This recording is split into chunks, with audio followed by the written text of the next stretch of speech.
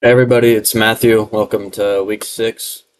The figure that caught my attention the most this week was Teresa of Avila. What stood out to me was her deep focus on kind of the inner spiritual life and her understanding as prayer that's not that's something transformative and not just routine or day to day. One quote that really stuck out to me when she described prayer as nothing else than an intimate sharing between friends. I find that quote really powerful because it reframes how I looked at prayer from something kind of formal and distant into something relational and personal to me.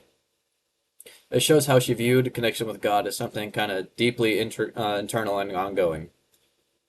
A meaningful connection I can make between Teresa and the theology lectures, especially soteriology, is the idea of transformation. In the lecture, salvation is described not just as forgiveness, but as a process where we are changed and given hearts of flesh and made anew. Teresa's emphasis on spiritual growth through prayer lines up really closely with this.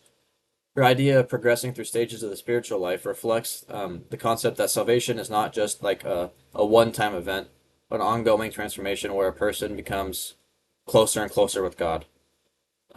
This connects to the idea of healing and salvation, where Teresa often like describes the soul being restored and brought closer to God through our prayers. Um, Also, you can connect Teresa to Creation and Providence lecture, since her writings reflect a belief that God is actively present and sustaining within us, and not far away and distant.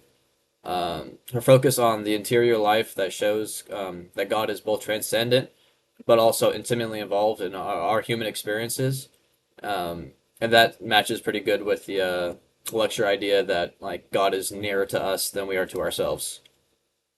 From Dr. Lopez's video, an example of confessionalism that stood out to me is in the reading how religious life became more strictly regulated during the post-Reformation period.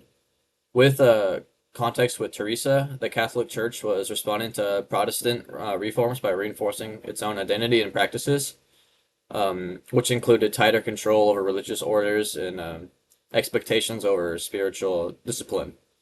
Teresa herself was involved in reforming the Carmelite order, which emphasized like stricter devotion and practices.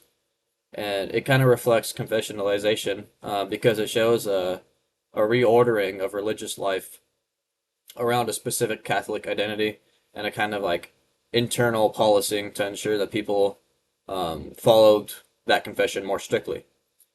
But yeah, that's all I had for y'all today. Thank you.